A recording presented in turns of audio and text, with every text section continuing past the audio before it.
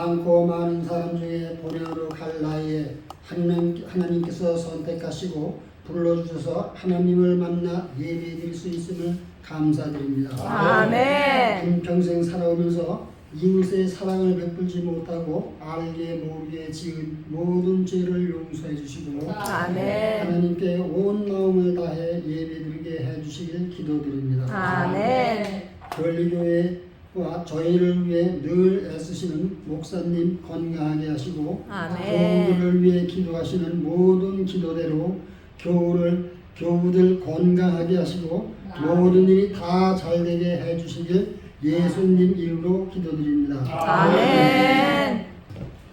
일주일 동안 평안히 지내셨습니까? 네. 바빠요, 바빠. 네, 분주하게 지내셨죠? 우리 이상우 사장님께서 교회에서는 여기서 첫 기도신 것 같아요. 아니야, 저 작년에도 인터넷에서 했어요. 한번 하셨어요. 네, 저번에 한 번 했어요. 화요 기도를 하셨는데 그래서 아주 한사코 사양을 하시는데 이제 벌써 우리 사장님께서 침례를 받으신 지가 2년 만 2년이 넘으셨죠. 만 2년 지나셨어요. 3년 지나셨어요. 그래서 만 2년이 넘었어요. 더 이상 이제 미룰 수가 없어서 꼭 하셔야 된다고 하셨습니다. 근데 기도를 너무 잘 만들어 오셨어요. 아멘. 너무 잘 쓰셨습니다. 우리 기도해 주신 대로 정말 모든 분들이 저희가 평안하고 건강하고 또 축복을 많이 받기 바랍니다. 아멘. 오늘 또 우리 예배를 조금 빨리 드려서 썰렁하면 어쩌나 했는데 의외로 많이 일찍 오셨습니다.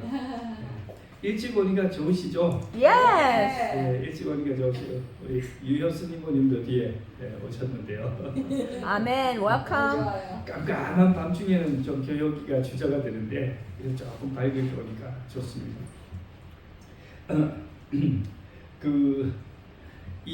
우리가 금요일 저녁에 배우는 이 성경은 이 학교로 말하면 대학원입니다. 대학원. 처음 우리 안식일 날 아침에 교과 공부를 할 때 우리 그 사랑반이 배우는 것은 초등학교 1학년입니다. 초등학교 1학년 성경을 토요일 오전에 배우시고 금요일 저녁에는 대학원 과정을 배웁니다. 그러니까 좀 차이가 수준 차이가 많이 나죠. 그런데 교회는요 그게 다 가능합니다. 짧은 1시간이지만 집중해서 들으시면 거의 다 알아들을 수 있어요. 그래서 오늘도 너무 겁내지 마시고 우리가 배우는 요한계시록 성경에서 가장 마지막에 그리고 가장 복잡하고 난해한 그래서 아직까지도 10명을 불러다 놓고 요한계시록을 어떻게 좀 가르쳐봐라 그러면요 다 아느냐고 물어보면 다 안다고 하는 사람 아무도 없어요. 신학 박사들도 요한계시록은 다 모릅니다. 근데요 저 공부를 하면은 이점이 있습니다. 모르는 것을 아는 줄 알고 넘어가요. 많은 것을 몰라요. 근데 여기서 들을 때는 다 아는 것 같아요. 돌아가서 읽어보면 모르죠. 그렇지만 성경을 완벽하게 100% 예언을 다 이해하는 것은 우리에게 어렵지만 그러나 매 예언마다 우리에게 주시는 교훈은 있습니다. 우리가 그 교훈들을 잘 받아서 실천한다면 영적인 유익이 있을 줄로 믿습니다.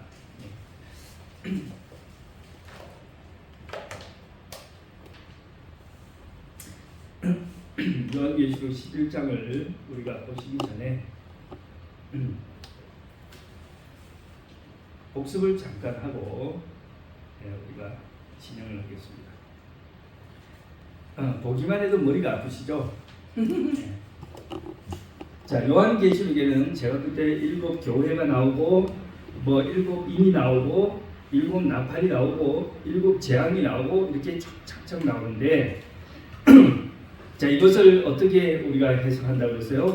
역사적으로 첫 번째, 두 번째, 그래서 첫 번째는 성경을 기록하던 당시에 요한이 살던 시대부터 시작해서 마지막은 이 세상 마지막까지 이루어지는 이 7개의 그 시기로 우리가 그때 해석을 했는데요. 지금 우리가 배우고 있는 부분은 일곱 나팔, 그죠? 일곱 나팔 부분을 배우고 있습니다. 일곱 나팔은 요한계시록 8장부터 11장까지 등장하는데요. 자, 첫째 나팔, 땅에 쏟아지는 우박과 불. 둘째 나팔, 바다로 던져지는 불붙은 큰 산. 셋째 나팔, 강과 샘에 떨어지는 쓴 숯별. 넷째 나팔은 해, 달, 별이 3분의 1씩 어두워짐. 다섯째 나팔은 무저갱에서 올라오는 황충. 여섯째 나팔은 유브라디스 강에서 풀려나는 네 천사. 일곱째 나팔은 하나님의 나라가 임하고 세상 왕국이 끝남. 다 모르셔도 돼요. 일곱째 나팔이 뭐예요? 하나님의 나라가 임한다. 예, 하나님의 나라가 임하고 세상 왕국이 끝난다 이거예요. 그러면 제가 왜 일곱에서 여섯째 나팔 몰라도 된다고 하는지 아세요? 왜 일곱째 나팔만 잘 알면 될까요? 우리 천국 가야 되니까. 첫째부터 여섯째 나팔은 다 지나간 역사적 사건이에요. 이루어진 거예요. 남은 것은 일곱째 나팔이에요. 그러니까 1번에서 여섯 번째 나팔 해석이 다 틀려도 상관없어요. 다 지나갔으니까 상관없어요. 우리에게 남은 것은 일곱째 나팔인데, 자, 첫째 나팔 그때 우리가 했던 것을 여러 가지 우리 재림교회 안에도 여러 해석이 있습니다만 간단하게 제가 좀 적어온 것을 그냥 넘어갑니다.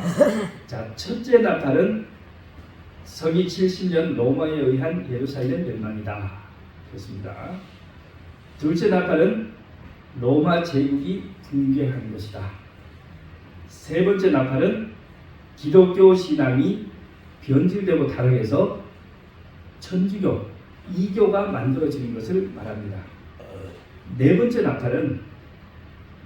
나팔은 중세 기독교의 암흑기, 종교 암흑기를 뜻한다.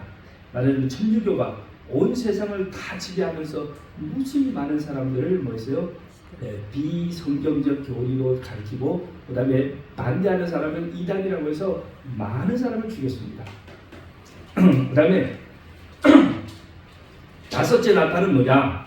무저갱에서 올라온 황충. 이것은 뭐냐면 무하마드로 인해서 그로부터 시작되는 이슬람 세력이 이제 세력을 확장해서 유럽을 지배할 것을 가리킨다. 그 다음에 여섯째 나팔은 역시 이슬람 세력이 오스만 제국이라고 하는 이슬람 세력이 강력한 군사 활동을 하면서 이렇게 했는데 기독교와 충돌을 일으킵니다. 그런데 거기에서는 오스만 제국이 이제 몰락하는 것으로 나왔어요. 근데 그 이슬람 제국이 오스만 제국이 몰락하는 그 시점을 이 계시록을 가지고 어떤 분이 뭐 했다고 했어요? 정확하게 날짜를 계산해 가지고 불과 며칠 전에 그걸 예언을 했는데 희한하게 맞아떨어졌어요. 그렇게 하면서 어떻게 하냐면 미국 전역에 다니엘서에 대한 연일 원칙에 따른 예언 해석. 그래서 1844년에 예수님이 재림한다라고 하는 것이 아주 뜰불처럼 퍼져서 뭐가 생겨나요? 재림 운동이 생겨납니다. 자, 재림 운동이 생겨났는데 딱 요한계시록도 보면요, 여섯 번째 인 다음에 바로 뭐가 나오냐면 일곱 번째 인이 나오지 않고 그 사이에 삽입이 성경이 2장이 있어요. 여섯 번째 인 나오고 그 다음에 여섯 번째 나팔이 나오고 그 다음에 뭐가 나와요? 일곱 번째 나팔이 나오는데 그 사이에 바로 나오지 않고 그 사이에 막간에 뭐가 있어요? 성경이 2장이 들어있는데 요한계시록 10장과 11장이라 이겁니다. 자, 10장은 무슨 사건이에요? 힘있는 천사의 손에서 다니엘서를 받아가지고 해석을 했더니 이 입에서는 뭐 했어요? 꿀같이 달았는데 배에서는 아주 썼다. 이 말은 다니엘서를 연구하고 말씀을 받아 먹을 때는 그 다니엘서를 해석해서 예수님이 곧 오신다는 소식을 깨닫고 너무나 기뻤어요. 그런데 기다리던 그 날짜, 그들이 정했던 날짜에 예수님이 오지 않았기 때문에 너무너무나 큰 실망을 했다. 그래서 입에는 달았지만 배에서는 쓰게 되리라는 것을 여러분 2000년 전에 예언됐다니 참 기가 막히죠. 2000년 전에 예언됐어요. 이 대신망은. 그 다음에 요한계시록 11장은 무엇에 대한 예언이냐. 1260년 동안 교황권이 세상을 지배하다가 몰락할 것과 프랑스 혁명으로 마무리되는 것. 그 예언이 요한계시록이에요. 프랑스 혁명도 1798년, 99년에 끝나는데 그것이 언제 예언됐어요? 이 요한계시록은 AD 100년에 기록됐어요. 96년, 100년, 96년 이렇게 기록됐는데 그러니까 1700년, 1800년 전에 이 프랑스 혁명 사건이 어떻게 전개되고 마칠지를 예언을 한 거 아닙니까? 그래서 우리 성경책은요 공부를 하면 할수록 정말 기가 막히고 신비한 말씀이에요. 네. 그래서 제가 얼마 전에 어저께 제 머리 깎았잖아요. 예쁘게 네. 나왔네요. 네. 예쁘게 예쁘죠? 나왔어. 제가요 머리를 한 번은 파마를 하고 그래서 또 길어지면 한 번은 가서 이렇게 커트를 해요. 근데 파마는 저 서울 삼육대 부근에 가서 해요. 왜냐하면 여기가 서울보다 더 비싸. 거기는 4만 원이 되는데 여기는 4만 원 하면은 뽀글뽀글 아줌마 파마만 해주고 좀 이렇게 멋있게 하려면요 8만 원, 막 10만 원 막 이래요. 여기서 할 수가 없어요.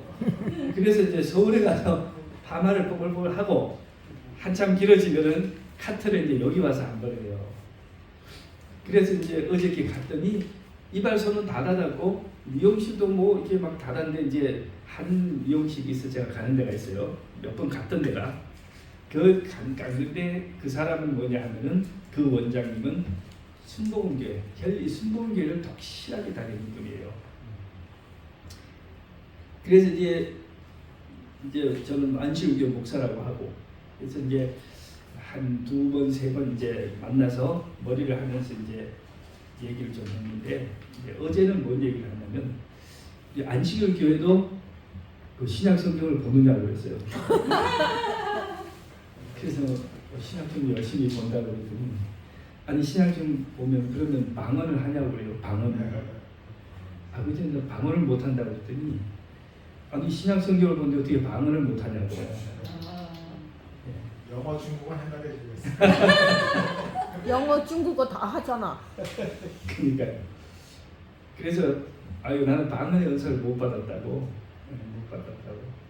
성경에 보면 방언의 은사를 받은 사람도 있고 그 은사가 여러 개 나오잖아요. 네. 방언의 은사, 무슨 은사, 쭉 권하는 은사, 뭐 병 고치는 은사, 연하는 은사 쭉 나오는데 나는 아무래도 가르치는 은사가고 방언의 은사는 아닌 것 같다고.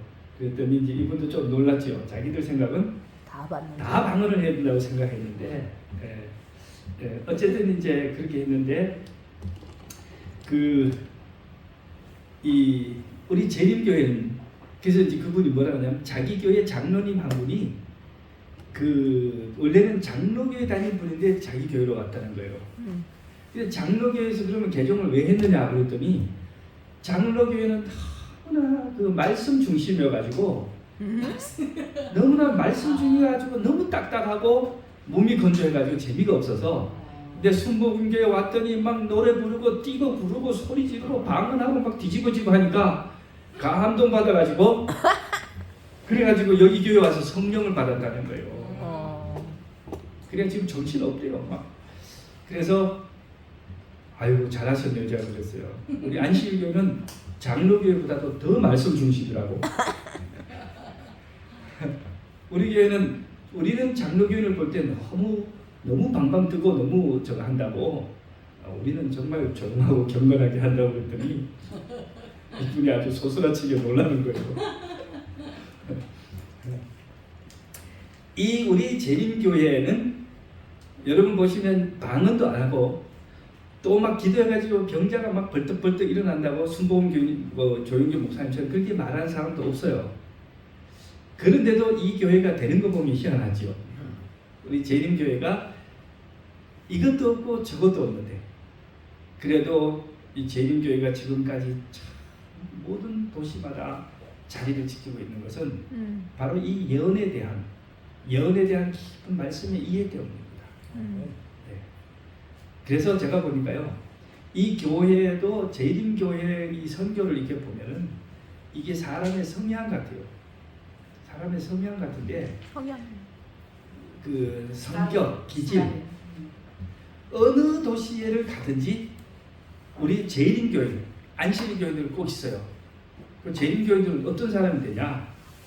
정직하고 성실하고 그 다음에 좀 뭡니까? 일을 잘해. 고지식한 사람. 이런 사람들은 어쨌든 다 나중에 안식일교회 다 오게 돼 있어요. 재림교회. 그죠? 그런 것 같아요.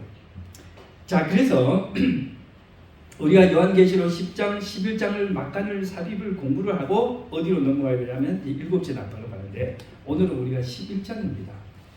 네, 11장 얘기를 우리가 조금 집중적으로 간략하지만 집중적으로 공부를 하도록 하겠습니다. 네.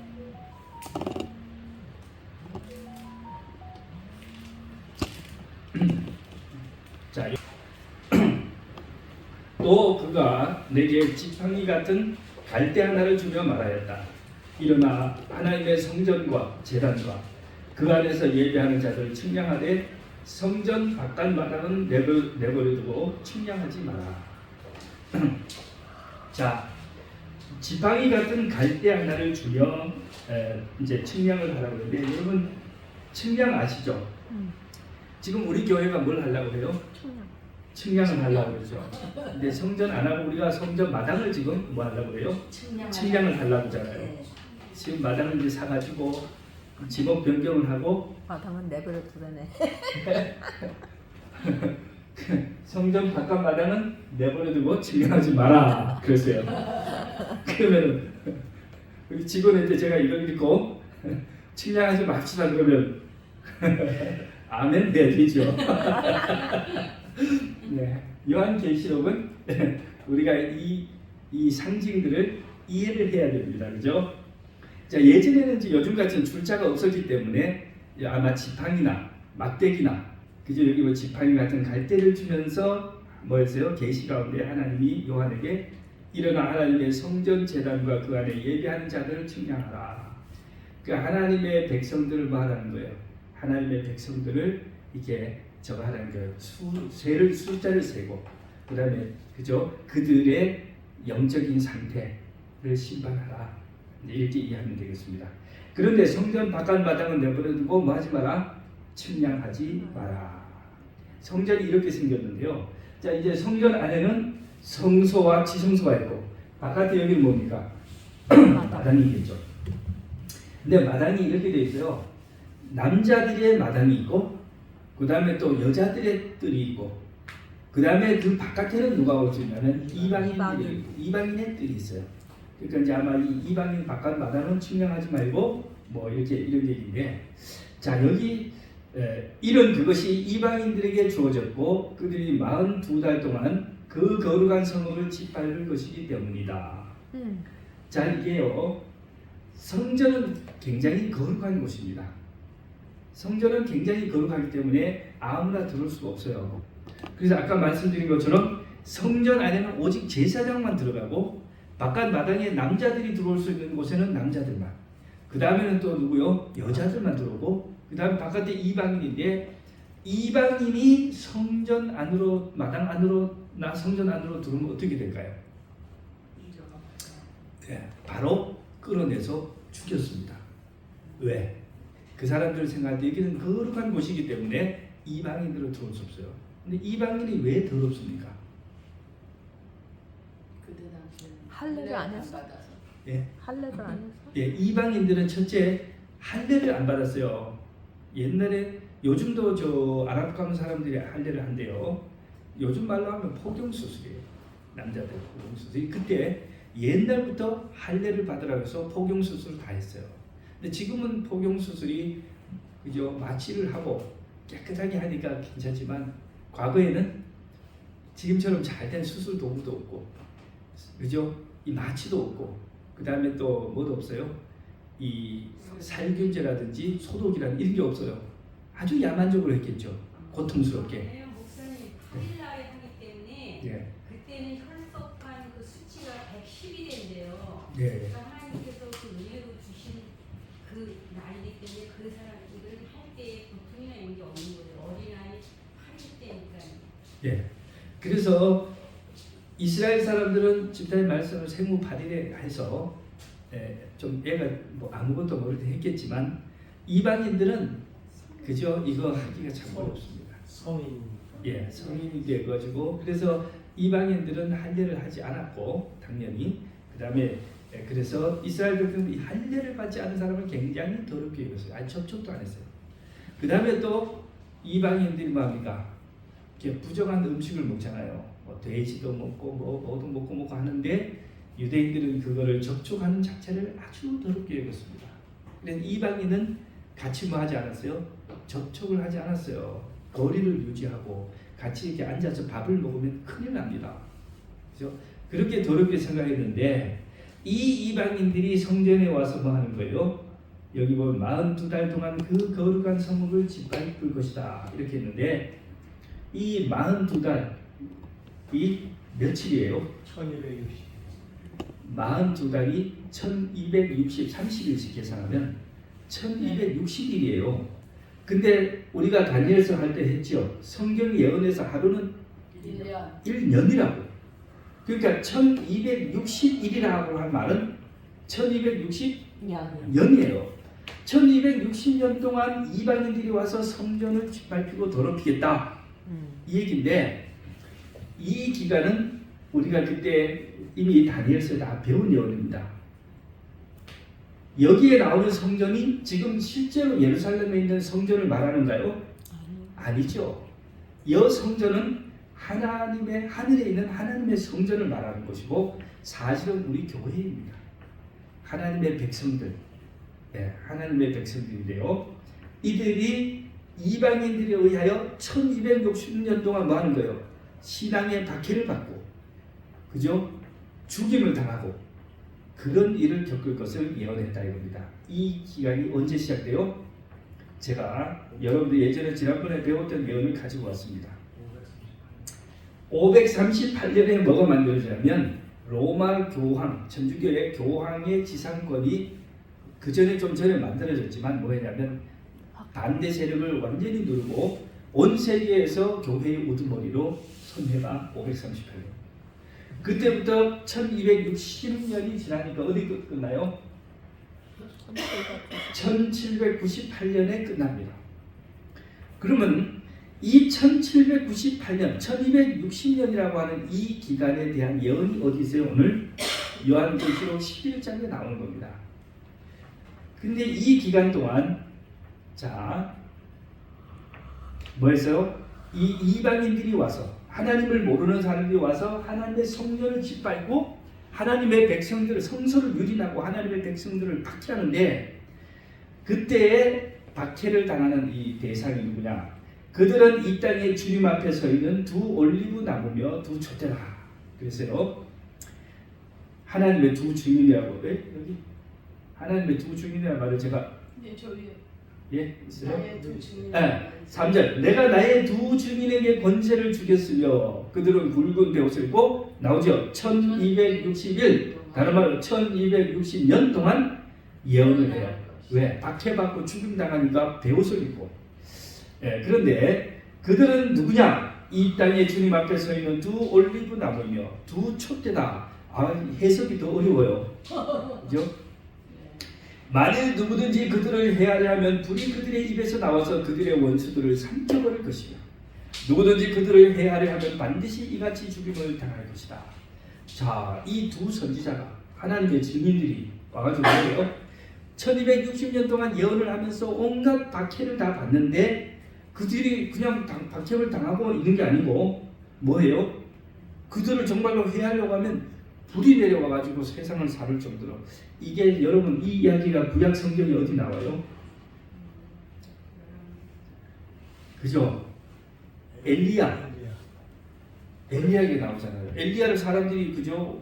사울왕이 잡으러 사람들을 보냈더니 군인들이 가지고 엘리야를 잡으려고 하니까 하늘에서 넣어 내려가서 불이 내려와서 살았어요. 자, 이 이야기는 여기에 나오는 얘기는 구약 성경에 나오는 엘리야의 기적을 지금 설명하고 있습니다. 이들은 권세를 가지고 하늘을 닫아 예언하는 날들 동안 비가 오지 못하게 하고 이거 누구의 기적이에요? 엘리야죠. 엘리야의 기적이에요. 엘리야 시대에 엘리야가 뭐라고 했어요? 내 말이 없으면 앞으로 뭐가 오지 않는다? 비가 오지 않는다. 얼마 동안? 3년 반. 3년 반 동안. 여러분 3년 반이 몇 달이에요? 42장. 42개월. 그걸 날짜로 계산하면 1260일. 그걸 예언적으로 풀면 1260년으로 맞아요. 이 엘리야 시대에 3년 반 동안 1260일 동안 하늘을 닫아서 뭐가 오지 못하겠어요? 비가 오지 못하게 했는데 그것이 지금 어디에 나온 거예요? 전두가가 다리 중세에 다스리는 그때의 똑같은 상징으로 다시 나타납니다. 그 다음에 또 보세요. 또 건세가 있어 물을 피로 변하게 하며 원하면 언제든지 많은 재앙으로 땅을 칠 것이다 하고 있어요. 이거는 누구의 기적이에요? 모세. 이거는 모세의 기적이에요. 권세가 있어서 물을 피로 변하게 해서 그죠? 모세가 애굽에서 하나님의 명령을 받아서 내 백성을 이스라엘 백성을 보내라. 우리 가나안으로 가겠다니까 뭐라고 했어요? 이집트의 파라오가 하나님 누군데 너희들 보내? 안 보내? 그렇게 하니까 모세가 뭐 했어요? 온 그죠? 물을 바다와 강 물을 비워서 피가 되라고 그렇게 하니까 피가 됐어요. 마실 물이 없어요. 그래서 10가지 재앙으로 애굽을 칩니다. 자 그렇게 해서 이게 뭐냐면 엘리야의 그 기적과 모세의 기적이 요한계시록에 나와요. 자 그러면 이 두 증인이 지금 뭐라고요? 이 두 증인이 누구와 누구? 모세와 엘리야에 나타내는데 우리가 오늘 이 두 증인을 조금 해석을 좀 하고 가겠습니다. 이 하나님의 두 증인이 성경에 많이 나오죠. 모세와 엘리야라고 하는 이 두 분은 항상 짝을 이루어서 나오잖아요. 그런데 이 모세와 엘리야는 우리가 이해하려면 조금 더 봐야 될 것이 있습니다. 성경에 보면 이 모세와 엘리야라고 하는 표현과 똑같이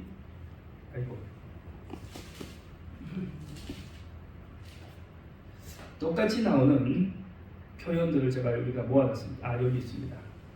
하나님의 두 증인으로 성경에 나오는 짝이에요. 쌍으로 나오는 게 뭐냐면 모세와 엘리야, 그 다음에 율법과 증거, 계명과 증거, 율법과 선지자 이렇게 있어요. 여러분 율법과 선지자 들어보셨죠? 예. 율법과 증거 들어보셨죠? 네. 그죠? 계명과 증거도 들어보셨죠? 네. 자 그러면 이 율법과 증거, 율법과 선지자가 무슨 말일까요? 율법과 선지자. 모세는 엘리야죠. 네? 엘리야, 모세와 엘리야. 자 모세는 뭘 기록했어요? 10계명. 율법을 기록했잖아요. 모세는 율법을 기록했어요. 엘리야는 뭐 했어요? 예약. 예약. 기적? 엘리야는 그냥 자기 말을 한 게 아니고 기록된 말씀을 갖다가 뭐 한 거예요? 예언한 거예요. 네. 이 하나님의 말씀, 모세가 기록한 율법을 근거로 해서 뭐 하는 거예요? 증거를 한 거예요. 책망을 하기도 하고, 그죠? 증거를 하기도 하고, 예언을 하기도 했어요. 그래서 이 율법과 증거라는 말씀, 또 율법과 선지자라는 말씀은 같은 말이에요. 무슨 말이냐면 기록된 말씀과 그 기록된 말씀을 가지고 증거하는 사람을 말해요. 두 증인이 그렇다는 거예요. 그러면 우리가 이제 봅시다. 구약과 신약이라는 말은 왜 쓸까요? 왜 구약과 신약이라는 말을 할까요? Before Jesus and after Jesus. 예수님이 구약은 예수님이 오겠다는 예언이고 신약은 예수님이 다시 오겠다는 그렇게 말씀하셨을 텐데 구약과 신약이라는 말은 뭐냐면 신약 시대에 구약은 뭐냐면 기록된 성경 말씀이에요. 기록된 성경 말씀만 가지고 예수님의 제자들과 사도들이 뭐 했어요? 사도들이 복음을 증거했잖아요. 그래서 구약과 신약이 율법과 선지자인 것입니다. 예. 그러니까 우리는 지금 뭐냐면 구약과 신약이 아니라 우리가 볼 때는 기록된 말씀, 구약 신약 다 기록된 말씀이잖아요. 네. 이 두 증인이 뭐냐면 제가 기록된 말씀과 이걸 근거로 해서 제가 오늘 앞에서 여러분들에게 설교를 하면 이게 뭐냐면 두 증인이 있어요. 그러니까 기록된 말씀을 가지고 오늘날 우리 현실에 하나님께서 하신 말씀을 받아서 뭐 하는 거예요? 말하는 것이 이게 구약. 그래서 저는 우리 모든 교우님들께서 이제 단상 밑에 있을 때 목사는 보통 사람입니다. 단상 밑에 있을 때는 목사는 보통 사람이에요. 근데 이제 성경 말씀을 가지고 이 단상에 올라 서 있을 때는 그때는 뭐예요?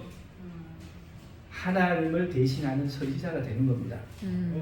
근데 우리가 주의할 것은 뭐냐면 그 단상에 올라가 가지고 자기 말을 하면 안 돼요. 단상에 올라가기 전에 뭐 해야 됩니까? 기도하고 묵상하고 말씀 연구하고 그다음 우리 교회와 우리 성도님들의 영적인 필요가 무엇인지를 잘 기도하면서 하나님께 받아가지고 자기가 먼저 감동 받아가지고 그 다음에 단상에 와서 할 때는 그거는 진짜입니다. 그건 하나님의 말씀으로 받아야 돼요. 근데 가끔씩 뭐합니까? 뭐 바쁘다든지 여러 가지 이유로 우리가 그렇게 잘 준비하지 못하고 했다면 그래서 단상에서 자기 생각과 자기 말을 했다면 어떻게 돼요? 그것은 참 하나님이 불쾌하게 여기시겠죠. 제가 중국의 교회에 다니면서 이렇게 봤더니 중국의 목사님도 많지 않고 또 몇 분 장로님 목사님 계셔도 신학을 공부한 분들이 아무도 없어요. 그러니까 주로 이제 교회에서 이제 교회를 열심히 다니면서 이제 뭐 했는데 그래도 또 성경을 열심히 공부하신 분들도 있는데 어떤 경우 교회가 너무 시골에 작고 초라한 교회들은 그런 사람도 없어요. 그냥 자기가 교회를 책임을 맡고는 있는데 뭘 어떻게 해야 될지를 모르는 거예요. 그래가지고 제가 그분들 설교하는 데 가서 이렇게 한 번씩 들어보면요. 뭐라고 하냐면 마오주시소. 그런데 마오주시는 모택동 주석이 가라사대예요. 뭐라고요? 모택동. 마오쩌동 모택동이 가라사대. 왜냐하면 중국에는 모택동을 신성시하고 그 모택동 어록이라고 해서 작은 이 성경책 조그마한 성경책을 만들어가지고 딸딸딸 외우면서 다녀요 사람들이. 그러니까 누구든지 앞에 나가서 교장 선생님, 담임 선생님이든 누구든지 앞에서 강연을 할 때는 마오주시소, 그러니까 모택동 가라사대를 하고 이제 시작해요. 왜요? 예? 근데 자기 말로 하면 안 되고 뭔가 권위 있게 뭔가를 좀 강연을 하려면 하는 건 그게. 예. 그러다 보니 교회에서도 어떻게 해요? 교회에서도 단상에 설교하는데 설교를 제대로 안 보고 우리 뭐예요? 다 앞에서 마태복음 몇 장 몇 절 하나님이 가라사대 이게 나와야 되는데 모택동 가라사대 이렇게 되면은 안 되는 거죠. 그래서 이 하나님의 두 증인이라는 것이 바로 그겁니다. 예. 기록된 말씀이 하나의 증인이고 그 다음에 그 말씀에 근거해서 그 시대에 하나님의 말씀을 대언하는 살아있는 사람. 그 사람이 뭐예요? 선지자인 거예요. 예. 그래서 다 같은 말이에요. 율법과 증거, 율법과 선지자, 계명과 증거, 구약에서는 다 같은 말이에요. 그런데 이 두 증인들이 뭐 했는데 1260년 동안 뭐 했어요? 그러니까 하나님께서 그의 사자들 보낸 거예요. 성경 말씀 들고 하나님이 가라사대 하고 뭐 합니까? 교회가 잘못된 길을 가는 것을 중세 천주교가 만들어지면서 진리에서 이탈한 것을 계속 뭐 했어요? 증거하고 예언하니까 이게 좋아요. 듣기 좋아요. 안 우리가 읽어보면은 괴로웠다 그랬어요. 괴로워가지고 이 사람들 뭐 했어요? 그들이 그들의 증언을 마칠 때 1260년이 거의 다 됐을 때 무저갱에서 올라오는 짐승이 그들과 싸워 이기고 성경의 짐승은 전부 다 국가입니다. 나라입니다. 무저갱은 이거 마귀가 있는 곳이에요. 무신론, 우상숭배. 이 무저갱에서 올라오는 짐승 나라가 뭘까요? 1260년 끝날 때 그죠? 이 두 증인을 죽였던 나라 이게 프랑스예요. 프랑스가 원래는 뭐냐면 철저한 천주교 가톨릭 국가입니다. 프랑스는 가톨릭의 꼬봉이에요, 꼬봉. 가톨릭이 꾸준히 일을 다 누구 시켰냐면 다 프랑스로 다 시켰어요. 나쁜 짓은 다 프랑스로 시켜갖고 프랑스가 뭐 성당도 많고 신부도 많고 그렇게 다 했어요. 프랑스는 처음 나라가 만들어질 때부터 교황 때 군대가 없잖아요. 그러니까 꾸준히 일은 프랑스 군대를 시켜가 다 했어요. 프랑스 황제를 시켜갖고 그렇게 해서 했는데 이 프랑스가 뭐합니까? 프랑스하고 교황이 갈등이 생겨요. 어쨌든 그래서 프랑스에 혁명이 생기는데요. 프랑스 혁명 때 일어난 일입니다. 무작위에서 올라오는 짐승이 프랑스가 두 중인과 싸워 이기고 두 중인을 뭐했다? 죽였다. 그러니까 두 중인은 뭐예요? 성경 말씀과 그 성경을 가지고 증언하는 백성들을 하나님의 종들을 프랑스가 뭐 한 거예요? 다 죽인 거예요. 이 프랑스 혁명이 반종교 혁명으로 불러요. 반종교 왜 그리를 가냐면 이 프랑스가 너무너무 천주교의 말을 듣고 천주교 시키는 대로 열렬하게 해봤는데 천주교가 자기 프랑스에게 뭐 잘해줬어요? 뭐 유익해요? 교황청이 너무너무 부패하고 타락했어요. 그래가지고 뭐 하냐면 교황청이 프랑스의 내정을 간섭하고 그 다음에 막 성직자들이 세금을 막 포탈하고 백성들을 압박해가지고 교회에서 막 하니까 프랑스의 그 성직자들이 귀족이 돼가지고 나라의 부를 다 차지하고 백성을 압박하고 하니까 프랑스의 혁명이 일어났어요. 교회 필요 없다. 우리는 반교회다. 그래 프랑스에서 루실론이 일어납니다. 네. 여기 보세요. 그리고 그들의 시체가 큰 성읍 거리에 놓일 것인데 그 성읍은 영적으로 소돔과 이집트라고 하니 이거 다 뭐예요? 다 상징이에요. 상징. 소돔은 뭡니까? 소돔은 불법. 아주 타락한 것이죠. 그 우리 성경에 나오는 소돔은 고대 지금부터 3,000년, 4,000년 전의 도시인데 그때 벌써 이미 뭐냐면 동성애가 시작했어요. 동성애. 그 지금 유럽이 어떻습니까? 우리나라도 말할 거 없고 동성애가 난리잖아요. 이집트는요 하나님이 누군데 나는 하나님을 모르니 이스라엘 백성 보내지 않겠다 그랬잖아요. 이방의 대표. 네, 무신론. 그죠? 이러한 곳이에요. 이것은 곧 그들의 주께서 십자가에 못 박히신 곳이다 라고 이제 성경에서 했어요. 자, 이게 뭐냐 하면은 프랑스 혁명을 뭐 했어요? 잔다르크인가 저거죠. 네. 프랑스 혁명을 상징하는 그림입니다. 이렇게 해가지고 시민들이 뭐 했어요? 시민들의 봉기를 일으켜가지고 귀족 성직자 왕 루이 16세를 잡아 처형을 해버리고 귀족들 다 뺏어버리고 뒤집어버리고 그래가지고 사실은 우리가 볼 때는 굉장히 나쁜 짓이에요. 그런데 어쨌든 이렇게 해서 근대 민주주의가 프랑스에서 시작합니다. 프랑스 혁명이 어디로 가냐면 영국과 미국에 보급되어서 여러분 우리가 알고 있는 현대 민주주의는 어디서 나왔어요? 프랑스 혁명으로부터 나왔는데 이 프랑스가 그 귀족과 성직자에 대한 반대는 좋은데 뭘로 나가요? 반종교, 무신론, 공산주의로 나가요. 자 어쨌든 백성들과 족속들과 언어들과 나라들에 속한 자들이 그들의 시체를 3일 반 동안 볼 것이며 그들의 시체가 무덤에 장사되는 것을 허락하지 않을 것이다. 그때 땅 위에 사는 자들이 그들로 인해 기뻐하고 즐거워하며 서로 선물들을 보낼 것이니 이는 두 선지자가 땅에 사는 자들을 괴롭게 하였기 때문이다. 자 성경과 선지자들을 다 뭐 했어요? 다 죽여버리고 3일 반이면 기간이 얼마예요? 예언적으로 풀면 3년 반. 3일 반인가? 3년 반. 3년 반. 프랑스 혁명이 고조되었을 때 이들이 뭐냐면 반종교법을 만들어요. 그래가지고 제가 여기 가져왔는데요. 참 희한한 짓을 했어요. 이 사람들이. 자, 프랑스 혁명이요. 1789년 7월 14일 시작해가지고 바스티유 감옥을 습격하고 정치범 풀어주고 막 그죠? 뒤에 보면은 막 저거 했어요. 정치적 불명들 이런 거 이제 하기 위해서 저거 했는데 자, 계몽주의 사상 인간의 자유와 평등을 강조하고 이렇게 획기를 했지만 보세요. 1790년 공화정을 수립하고 당시의 황제였던 루이 16세를 잡아다가 처형을 해버렸어요. 그런데 그 후에 평화의 정치가 온 게 아니고 로베스피에로가 와가지고 공포정치 단두대회가 뭐 하는 거예요. 반대파를 그냥 막 줄 세워서 막 단두대회 목을 잡았잖아요. 그 다음에 또 얼마 있으면 또 뒤집혀져가지고 반대로 또 그죠? 로베스피에로도 단두대에 목이 날아갔어요. 그러다가 마침내 나폴레옹이 쿠데타를 일으켜가지고 뭐하냐면 혁명을 종결시켜요. 나폴레옹이 뭐합니까? 그때 교황 피우 6세하고 갈등을 빚어요. 그래가지고 나폴레옹이 군대를 어디 보내냐면 이탈리아 로마로 보내요. 가서 교황 잡아라. 그래서 교황을 체포해가지고 유배를 보내요.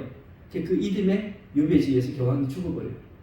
그 이후로 지금 여러분 얼마나 살기 좋습니까? 지금 천주교회가 과거와 같이 그렇게 할 수 없죠. 네. 왜요? 바로 그 사건 때문에. 그렇게 해서 이 사이에 뭐 했냐? 여러분 보세요. 이렇게 하는데 자, 혁명 중에 교회에 대한 탄압을 했는데 1970년 시민헌법을 만들어서 교회를 국유화하고 성직자를 국가공무원으로 전환하고 왜 교황청 이제 하지 말아야 돼요. 교황청과 결별하고 황제, 나라 나라를 위해 봉사해라. 교황 그렇게 하니까 교황청과 결별을 하니까 교황 피우 6세가 혁명을 비판했어요. 그거 나쁜 혁명이다. 그랬더니 혁명 정부가 교황청과 단절하고 사람 보내서 뭐죠? 교황 잡아다가 유배 보내고 이성 숭배 운동. 이제 종교 필요 없고 하나님도 필요 없고 우리는 오직 인간의 합리적인 이성, 과학 이런 것만 믿자. 이렇게 하고 여자를 아가씨를 뽑아가지고 뭐 했어요? 이성의 여신이라고 해서 노트르담 대성당에서 이 이성의 여신을 하나님 대신 이제 섬기는 예식을 했어요. 성경을 불태우고 기독교적 상징 십자가 이런 거 다 철거하고 안식일 일주일에 그저 7일에 그저 한 주일 돌아가는 거 없애고 열흘을 일주일로 만들었어요. 열흘을 일주일로 만들고 그렇게 하고 교회를 폐쇄하고 성직자를 처형하고 이렇게 했어요. 이 기간이 얼마요? 3년 반.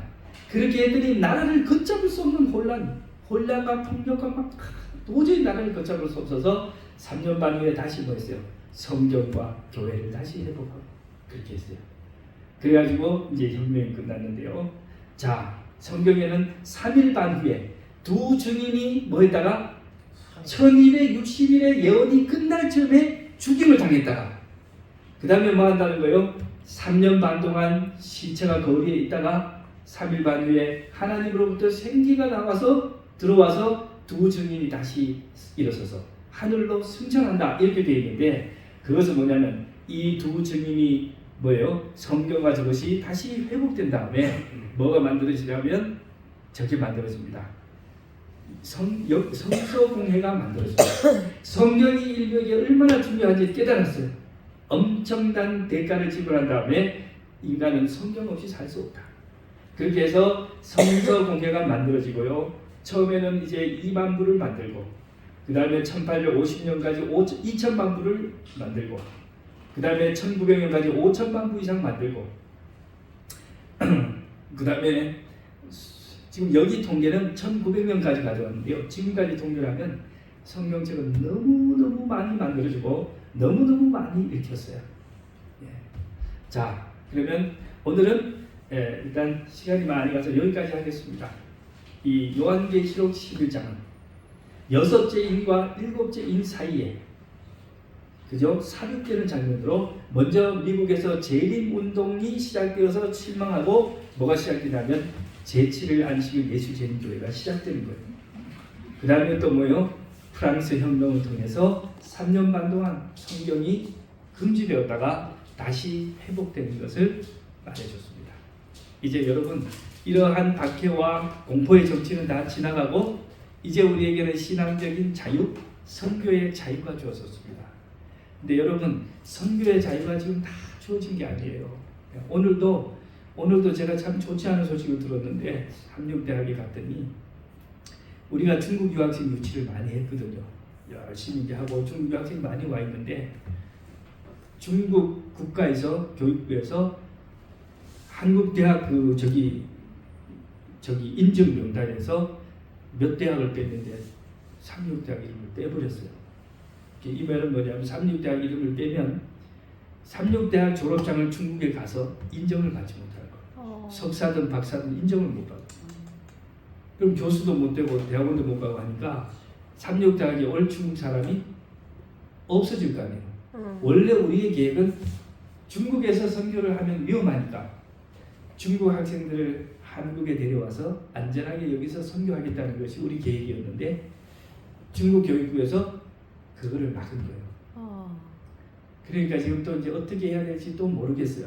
그래서 우리가 기도하고 고민하고 있는데, 예, 그래서 지금 많은 중국 학생들이 지금 다른 학교로 지금 막 지금 전학을 가고 있어요. 예. 그래서 뭐 기독교 학교 그런데 우리가 기독교 네. 기독교 재단이니까 아마 맞아요. 그렇게 예, 근데 보통 기독교 재단은 이제 크니까 안 건드리는데 이제 우리 제일교회 같은 이렇게 작은 군소 기독교에다가 좀 우리가 열심히 선교를 했으니까 해놓으니까 이제 그리고 이제 그 아마 공부하고 간 친구들이 참육대학교는 의무적으로 종교 수업을 자꾸 시킨다라고 하는 것을 컴플레인한 것 같아요. 예, 그래서 그만 이제 이게 됐어요. 이게 아마 얼마나 갈지 모르는데 뭐 1년을 갈지 2년 갈지 아니면 오래 갈지 모르는데 이를 위해서 기도해 주시고 우리는 오늘도 종교의 자유를 많이 누리지만 그러나 사탄은 그때와 똑같이 여전히 이 예언 가운데서 하나님의 반대하고 그 다음에 두 증인 오늘 우리가 증인들입니다. 하나님의 증인들이 그 역사를 하지 못하도록 뭐 하고 있어요? 끊임없이 방해하고 박해하고 있습니다. 우리가 이때 주어진 게 열심히 우리가 기도하면서 우리에게 주어진 자유를 최대한 선용해서 한 명의 영혼이라도 더 구원하는 것이 우리가 해야 할 일이라고 생각합니다. 네. 또 우리 중국 학생이 얼마나 돼요? 우리 사람. 그동안은 참 많았어요. 많을 때는 한 200명, 300명까지 있었었는데 이제 이렇게 되면 또 거의 다 없어지고 이제 극소수만 남겠죠. 그래서 하여튼 기도해 주시기 바랍니다. 예상치 않은 또. 예. 자 그러면 우리 기도하고 마치겠습니다. 하늘에 계신 아버지 하나님, 우리 손에 온 이 성경책, 우리의 귀에 들리는 이 진리가 참으로 얼마나 어려운 과정을 통해서 중세 그 2000년의 긴 역사 가운데 참으로 사단의 끊임없는 방해와 말살 정책에도 불구하고 많은 수교자들이 피를 흘려서 죽어가면서 그 바톤을 넘겨서 오늘 우리 손에까지 온 것을 저희들이 알게 되었습니다. 아버지 하나님, 자칫 우리의 앞서 살았던 선배들이 지치고 낙담하고 포기했더라면 어쩌면 우리의 손에까지 성경책이 오지 못했을 수도 있습니다. 그러나 성령께서 그들을 감화시키시고 격려하셔서 오늘 진리의 빛이 우리의 손까지 오게 해주신 하나님의 은혜에 감사를 드리며 이제 저희들이 받은 이 진리를 또 누구에게인가 우리가 이 바톤을 전달하고 가야 할 터인데 아버지 하나님 우리를 도와주셔서 우리에게 맡겨주신 양떼들 우리의 이웃들에게 꼭 진리를 증거할 수 있게 해 주시옵소서. 또한 아버지 하나님 참으로 우리의 바로 옆에 바로 위에 북한 종교적 자유가 전혀 없는 그런 곳도 있고 또 중국 정부가 나서서 기독교를 공공연하게 박해하고 반대하는 이러한 세력도 있고 여전히 전 세계는 수많은 사람들이 복음으로부터 소외된 채 절망과 어둠 가운데 삶을 마감하고 있습니다. 아버지 하나님 도와주셔서 우리가 그들을 위하여 구원의 손길을 펼칠 수 있게 해 주시옵소서. 또한 우리 현리 지역에서 우리의 진리의 등대를 높이 밝혀서 인근의 많은 분들이 우리 현리교회를 통하여 하나님의 진리를 깨닫게 해 주시옵소서. 아버지 하나님 우리 현리교회에 출입하는 많은 성도들에게 복을 주시고 우리의 믿음이 성장하도록 도와주시옵시고 주님께 더욱 충성하며 사랑할 수 있도록 도와주시옵소서. 내일 안식일은 또 더욱 많은 성도들이 모여서 주님을 찬양하고 또 경배하게 하옵시며 말씀을 전하실 우리 홍 목사님과 또 모든 분들에게 순서를 맡으신 분들에게 복 주셔서 하나님께 영광 돌리며 주님의 뜻을 우리가 듣게 해 주시옵시고 또 내일 오후에 우리가 노인요양병원을 방문하기로 했사오니 그곳에서 또 우리가 영혼들에게 말씀을 증거할 때 성령께서 같이 하심으로 많은 영혼들에게 그리스도의 씨앗을 복음의 씨앗을 뿌릴 수 있게 해 주시옵소서. 어두운 밤길 편안한 밤 될 수 있도록 하나님 도와주시옵기를 예수님의 이름으로 간절히 기도합니다. 아멘. 네.